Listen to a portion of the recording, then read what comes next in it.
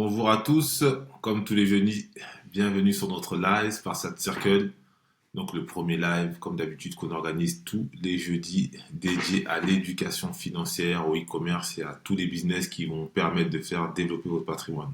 On va attendre que le public arrive et se connecte. On attend quelques minutes et on démarre. Aujourd'hui, on va parler d'un sujet très important. On ne fera pas le petit point aujourd'hui sur tout ce qui est actualité, même s'il y a eu pas mal de choses. On va aller directement straight to the point et on va attaquer vraiment pas mal de sujets intéressants qui ont un lien avec qu'est-ce que vous pouvez faire en 2026 pour augmenter vos revenus.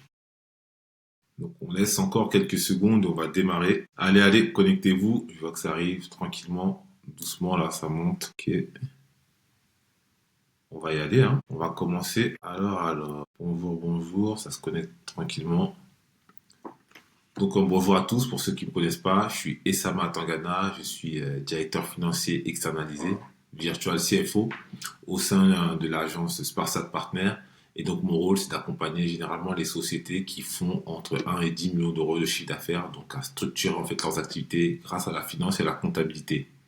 En parallèle de tout ça, j'interviens aussi dans les écoles en donnant des cours. Et donc l'idée m'est venue de développer en fait cet espace, ce Sparsat Circle, pour parler d'éducation financière. Parce que je remarque qu'il y a beaucoup de gens qui veulent faire de l'argent, mais qui ne savent pas comment faire. Et une fois qu'ils ont même réussi à capitaliser, hein, donc à faire un peu d'argent, ils n'arrivent pas à le garder. Donc ça, c'est un vrai sujet. Et donc, j'ai décidé en fait de me lancer dans cette activité, donc, dans la communication à travers les réseaux sociaux, pour faire de la prévention, de la sensibilisation d'abord pour tout ce qui peut se passer, parce qu'on sait qu'il y a pas mal d'arnaques sur les réseaux, mais deuxièmement, pour aider à l'ensemble des personnes qui m'écoutent à flécher en fait leur épargne. Longtemps, les gens ont cru qu'il y avait uniquement d'un côté la spéculation, de l'autre côté l'épargne. Au mieux, il y a l'investissement. Et c'est de ça dont on parle tous les jeudis sur cette chaîne. Donc l'idée aujourd'hui, c'est de vous donner juste des tips actionnables que vous pouvez faire, hein, et que vous pouvez démarrer pour 2026. Et même, je dirais, de 2026 à 2029, ça va être les 4 prochaines années, ces business-là vont durer. Donc l'idée aujourd'hui, c'est de voir, hein, thématique du jour, c'est comment gagner de l'argent tout simplement en 2026. Donc comment faire? Il y a plusieurs choses, hein. L'idée, c'est de créer un business qu'on appelle un side hustle. C'est pas de créer un second job, mais vraiment de créer une machine qui permet de générer des profits. Donc ça va vous permettre de créer un complément de revenus pour augmenter en fait ce que j'appelle la courbe de Gauss, parce que quand vous commencez à investir, c'est très bas, c'est très bas, c'est très bas, et vous avez beau gérer votre argent du mieux que possible, et il faut à partir d'un moment avoir un effet de levier. Et le seul effet de levier pour avoir cette courbe, elle devient exponentielle dans ce sens-là, c'est de créer un business, c'est de créer une activité. Donc aujourd'hui, on va voir les différentes opportunités qui se créent à vous.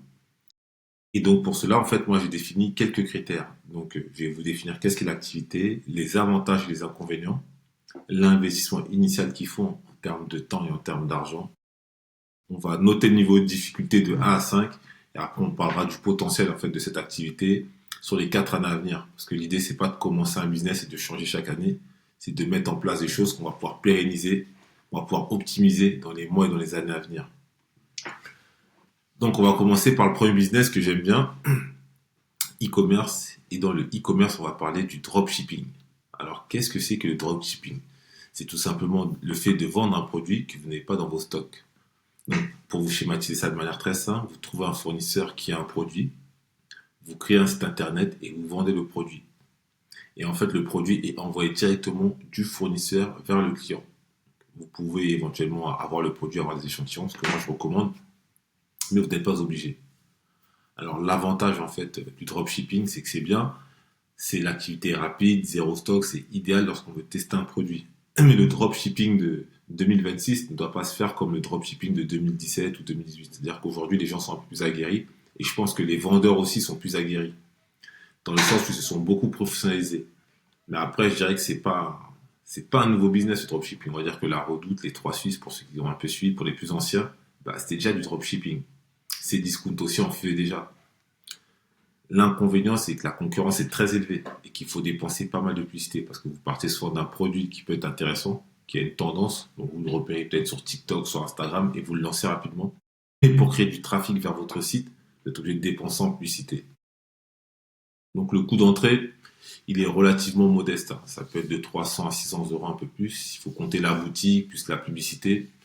Et je dirais c'est peut-être 2 à 3 heures après par jour, hein, en fonction de votre expérience et de votre capacité en fait à bien saisir comment fonctionne cette activité. Et je dirais que sur 5, le niveau de difficulté, je dirais 4, parce que c'est très concurrentiel. Sinon, il y a un très beau potentiel si derrière vous ajoutez la brique branding, c'est-à-dire que vous développez le produit et que le dropshipping est uniquement fait pour commencer, bah, je dirais qu'il faut y aller, hein. Après, il y a aussi tout ce qui est UGC, l'IA qui peut aussi vous aider. Donc, si vous travaillez bien ces 3 points, on va dire que vous pouvez créer une marque en dropshipping et vous différencier de la concurrence. Mais ça reste comme un business qui est assez compliqué à faire. Il faut se former comme tout. Le deuxième dans l'e-commerce, celui que moi je préfère et que j'affectionne et qui est le numéro un, c'est Amazon FBA. Amazon FBA, c'est un e-commerce qui est vraiment spécifique. C'est le fait d'avoir un produit, mettre dans les entrepôts d'Amazon et laisser Amazon faire toute la logistique. Contrairement au e-commerce, vous avez le produit, vous l'avez fabriqué, vous l'avez touché, tout ça. Donc c'est une vraie marque. Et quand je parle d'Amazon FBA, c'est en private label, c'est-à-dire créer une marque que vous distribuez et donc vous utilisez toute la logistique d'Amazon. Quand je parle de la logistique, je parle aussi bien de la livraison, je parle du stockage et je parle même de la vente. Parce que vous n'avez pas besoin d'avoir de site. Vous passez par la plateforme Amazon. La différence avec aussi le dropshipping, par exemple, c'est que chez Amazon, en fait, les gens qui se connectent sur le site, ils ont une intention d'achat. Et souvent, ils ont leur carte bleue qui est déjà enregistrée. Donc, ça limite en fait la friction. Donc, très intéressant. Donc, le business, bien entendu, scalable, il est valorisable et on peut le revendre. Le principal inconvénient, c'est les produits. Il faut avoir comme une certaine capacité à trouver des bons produits. Ce que j'appelle des bons produits, ce n'est pas des produits gagnants, c'est des produits sur lesquels vous avez une expertise, vous connaissez le marché. Et le coût d'entrée est quand même relativement élevé, hein. Entre 3 et 5 000 euros, je dirais que 5 000 euros c'est un bon, même si ça tend à augmenter, parce que les vendeurs sont de plus en plus expérimentés. Mais je dirais entre 3 et 5 000 euros, on peut encore se lancer tranquillement sur le drop. Pas sur le drop, excuse-moi. Sur Amazon FBA, un lapsus révélateur, mais non. Ce qui est intéressant sur Amazon, c'est qu'il y a différents business. Il y a bien entendu le private label, il y a l'arbitrage aussi. Avant l'arbitrage, c'est-à-dire c'est le fait d'aller récupérer un produit en grande surface et de le mettre directement et de squatter un listing et de faire de la vente, plus ou moins, je vous simplifie. Il y a le wholesale, il y a la vente en gros. Il y a différents business, vous avez des livres, il y a différents business sur Amazon. Moi, ce que je recommande, c'est que la porte d'entrée, c'est private label via Amazon FBA. Difficulté moyen, je dirais 3,5 sur 5 parce qu'il y a quand même pas mal de choses qu'Amazon fait pour vous. Vous avez des applications qui vous permettent de trouver le bon produit. Vous pouvez utiliser la plateforme d'Amazon. Vous pouvez faire tant de choses, hein, la logistique, tout ça. Donc, je dirais que quand même, c'est assez structuré pour un débutant et c'est rassurant. Parce que du coup, il y a pas mal de cours qui proposent ça, en fait. Donc, le framework, il faut juste le suivre et normalement, vous devrez faire au moins du chiffre dessus. Donc, bien sûr, c'est un business que je recommande fortement. Niveau de difficulté sur 5, je mettrais 3. Le second business, c'est l'affiliation. Donc, l'affiliation, c'est quoi? C'est le fait de recommander un produit et de gagner une commission sur ce produit-là. Ça se fait beaucoup sur les logiciels, sur les produits physiques un peu moins, parce que comme vous en doutez, les marges ne sont pas énormes, mais sur tout ce qui est produits digitaux, c'est assez intéressant. Le principal avantage de ça, c'est que, bien sûr, vous n'avez pas de produit, pas de stock, et donc pour vous lancer, c'est relativement facile. Donc entre 100 et 200 euros pour le coût d'entrée, c'est très intéressant. Par contre, parce qu'il y a toujours un inconvénient quand même, il faut avoir une audience. Donc, ou vous avez une audience déjà là qui est captive et vous trouvez un produit qui correspond en fait à votre audience, ou alors vous êtes une brute du SEO et vous créez un blog et vous arrivez à faire référencer votre site. Et là, par contre, c'est une autre histoire. On va dire qu'au niveau du temps, c'est relativement variable parce que je vous dis, si vous avez déjà une audience, ça vous prendra que quelques minutes par jour, mais si vous n'avez pas d'audience, par contre, il faudra la construire ou il faudra passer par la publicité. Après, c'est à voir, à mettre en relation la commission que vous gagnez par rapport à votre publicité. Donc ça après, ça à vous de voir. En termes de difficulté quand même sur cette activité-là, je mettrais 2. C'est pas très difficile. Vous pouvez démarrer ça relativement rapidement. Mais le tout, c'est qu'il y a vraiment une prime à ceux qui vont avoir une audience. Ça, par contre, je ne cesserai de le répéter. Je reviens encore sur le e-commerce. Ça, c'est ce que j'appelle le e-commerce de marque, ce qu'on appelait à une époque le D2C. Donc, tous ceux qui créent en fait des sites sur Shopify. Donc l'idée c'est de créer une marque, toujours pareil, autour d'un storytelling, créer une communauté et commencer à vendre son produit. Principal avantage, c'est lorsque vous faites tout de A à Z, vous construisez le produit, construisez votre site, vous avez des fortes marges. Donc sur le long terme, vous créez un véritable asset. Donc là aussi, c'est très différent du drop et d'Amazon FBA, même si c'est un mix des deux. Par contre, principal inconvénient, comme je dirais, c'est la publicité. Il faut créer du contenu en permanence pour capter l'attention, pour créer l'utilité. Je donne par exemple, si vous faites une marque autour des produits cosmétiques, c'est intéressant si vous n'avez pas d'influenceur de toujours créer du contenu par vous-même. Donc on en revient encore au même, créer une audience, créer un contenu qui intéresse cette audience et après derrière proposer un produit. Le coût d'entrée, je dirais, c'est entre 800 et 1500 euros en fonction du produit que vous vendez. Et le temps à accorder après le lancement et après la formation, je dirais, c'est 2 à 3 heures. Par contre, le niveau de difficulté est très hard, je mettrais 4 sur 5. Il y a un potentiel sur ce produit-là quand même, parce que là, vous créez quand même une marque, donc toujours pareil, en termes de revente, très intéressant. En cinquième position, je vais parler de la création de contenu. Pas forcément de ce que je fais, mais de la création de contenu de manière globale via l'IA. Donc YouTube Automation, je parle de short, je parle du ghostwriting avec l'IA, je parle de tout ça, de tout ce qui est contenu, chaîne YouTube, Fairless, tout ça, très intéressant. L'idée, c'est d'utiliser l'IA pour générer des vidéos, des articles, des scripts, pas mal de contenu en fait.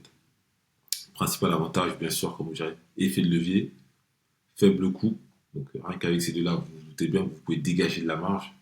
Par contre, l'inconvénient, il y a une concurrence qui est de plus en plus croissante et il y a une nécessité sur cette activité-là vraiment de se spécialiser. Je pense qu'il y a une prime à ceux qui vont être dans la niche de la niche. C'est-à-dire qu'ils vont arriver à définir exactement un petit marché et à bien le servir. Le coût d'entrée après pour les outils, en fonction de ce que vous avez, il y en a des gratuits, mais je dirais que c'est entre 20 et 100 euros. Vous pouvez démarrer avec pas mal d'outils qui sont gratuits, que ce soit ChatGPT ou autre. Regardez aussi Google qui propose pas mal de produits intéressants. Le temps, pareil, 1 heure par jour si on maîtrise, voire un peu plus. Niveau de difficulté, je mettrai entre 3 et 2. Parce que c'est vrai que créer du contenu, si vous en avez déjà fait, ça peut être relativement simple, mais si vous démarrez, c'est pas ce que je recommanderais pour un débutant. Alors en 6, de quoi on va parler en 6? On va parler de quelque chose aussi, d'une grande vague qui arrive, qui est la création d'applications, de SaaS et je dirais même de micro-SaaS. Après le low-code, le no-code, là on assiste à ce qu'on appelle le vibe coding. Le vibe coding, c'est quoi? C'est tout simplement le fait de se connecter sur une nouvelle interface et de ne pas coder. Vous parlez, vous écrivez dans le prompt et l'application en fait va créer votre appli, va créer votre app en fait, tout simplement. Donc il y a des applications comme Lovable, Cursor, Replit qui sont très bien. Moi j'aime bien Replit parce qu'il est assez all-in-one, c'est-à-dire all-inclusive. Vous avez besoin de tout. Il y a de quoi stocker les données, de quoi avoir la database. L'interface aussi est très bien. C'est l'interface user surtout. L'interface user très important. Relativement simple à mettre en place. Mais je dirais qu'ils se valent un peu tous. Tester et puis vous me direz. Alors la révolution sur le web coding c'est quoi? C'est qu'autrefois, pour faire une application, c'est une application mobile, pour Mac, pour PC, il fallait compter des dizaines, voire des milliers d'euros. Donc la barrière à l'entrée était très élevée.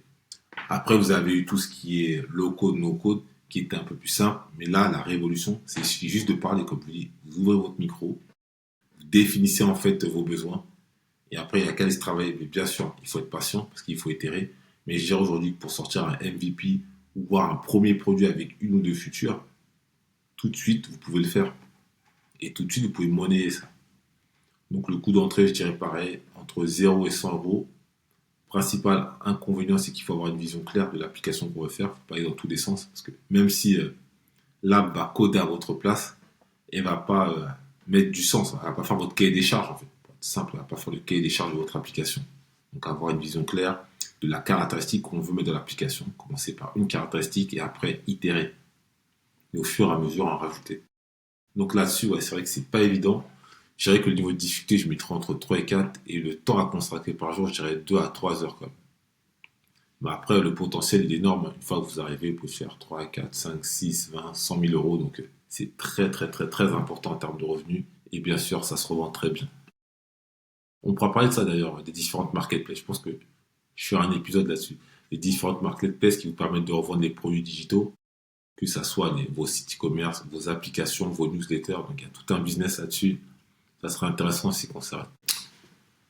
Là, on arrive à la partie qui est très intéressante. Les métiers, freelance, coach, consultant, agence, je dirais même cabinet agence. tout ce qui est de l'ordre du conseil, hein. Donc, tout simplement, il s'agit de quoi comme activité? Comme vous le devinez, vous vendez vos compétences en marketing, en finance, en vidéo. Donc ça, c'est des métiers de service qui sont digitalisés maintenant. L'avantage, c'est que vous pouvez être positif dès le premier jour. Démarrage immédiat, vous démarrez même avec un compte Instagram, TikTok, YouTube, LinkedIn. Vous pouvez commencer déjà à proposer vos prestations. Cash flow positif et rapide. Par contre, c'est pas scalable, du moins pas au début. Le coût d'entrée compte entre 0 et 300 euros. C'est ce que vous allez prendre, on va dire, le provider de paiement, votre nom de domaine, toutes ces petites choses qui vont faire que vis-à-vis du client, vous allez être professionnel. Mais franchement, 300 euros, c'est vraiment le maximum du maximum. Il faut même que là-dedans, vous pouvez inclure un petit sous-traitant sur Fiverr ou sur ComeUp pour vous réaliser au moins une page. Donc très rapide. Niveau de difficulté, je mettrai 3 sur 5 et je mettrai entre 3 et 4 heures par jour. Donc c'est parfait, je dirais, si on veut se lancer, mais qu'on ait une expertise. Parce que bien sûr, pour avoir une prestation de service, il faut quand même un peu s'y connaître. En huitième position, je mettrai agent d'influenceur ou GC manager.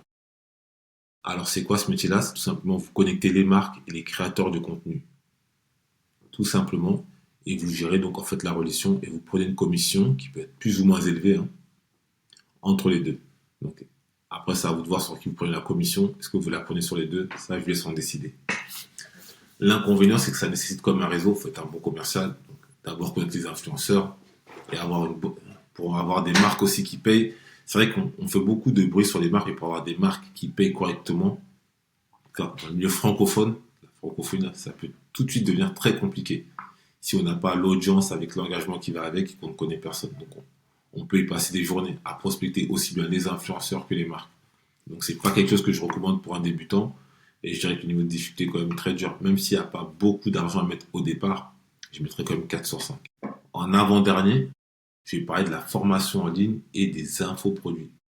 Là, c'est l'économie du savoir. Vous vendez votre savoir. Et donc, vous créez un produit digital autour de votre savoir. Ça peut être un e-book, ça peut être une formation en ligne, hein, sous forme audio ou vidéo, en fait, quelque chose de digital où vous apprenez aux gens à faire quelque chose.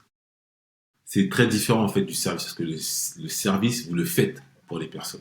C'est done for you. Là, vous apprenez à la personne à le faire et vous pouvez vendre un accompagnement derrière.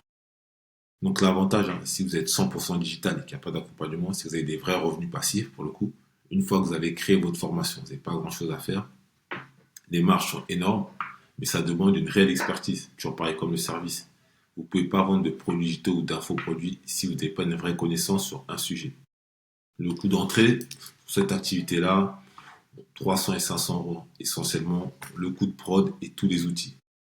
Et le temps à passer, ça peut varier de 2 semaines à 3 mois, en fonction de la longueur de votre formation. Parce que bien sûr, il y a le coût de création de la formation, mais il faut aussi derrière avoir une audience. Si vous n'avez pas d'audience, comme d'habitude, publicité.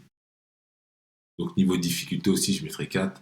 Mais en tout cas, c'est excellent si vous avez déjà une communauté, je le recommande fortement. Et pour finir, en fait, en 10e, moi, j'ai remis les business physiques. C'est vrai que ça a été délaissé. Beaucoup de gens disent que c'est pas intéressant, mais je pense que le business physique, que ça soit l'événementiel, le retail, le food, très intéressant, surtout lorsqu'il est fait sous forme de franchise.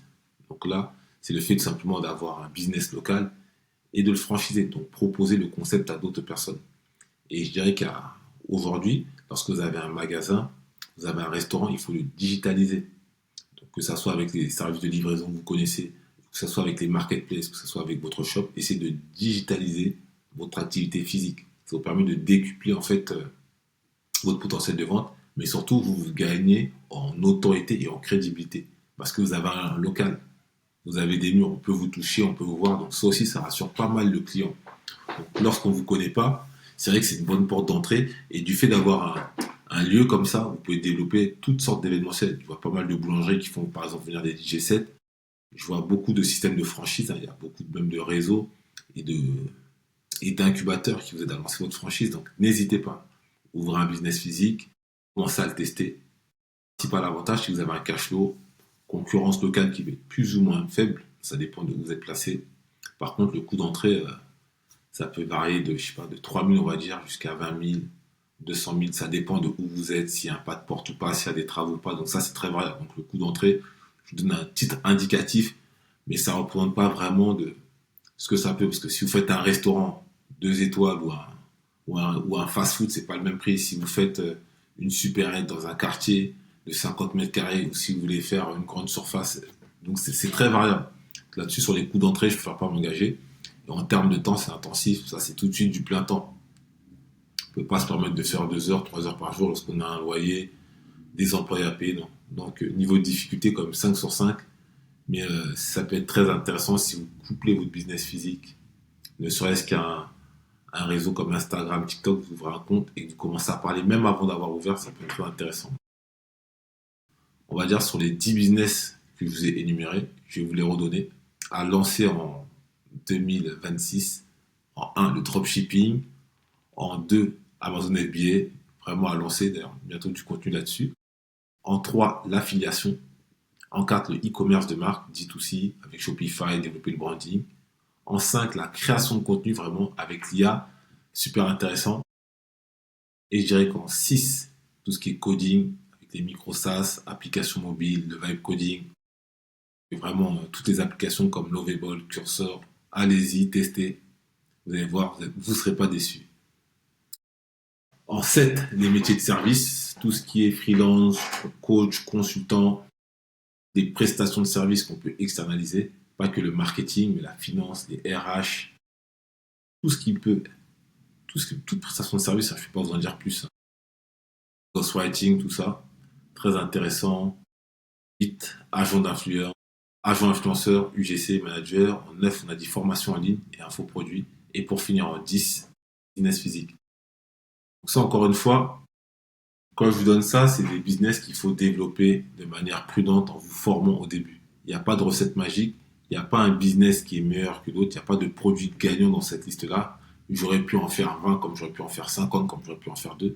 L'idée, c'est de trouver l'activité qui vous correspond en fonction de vous, vos valeurs, votre temps, votre argent, votre expertise.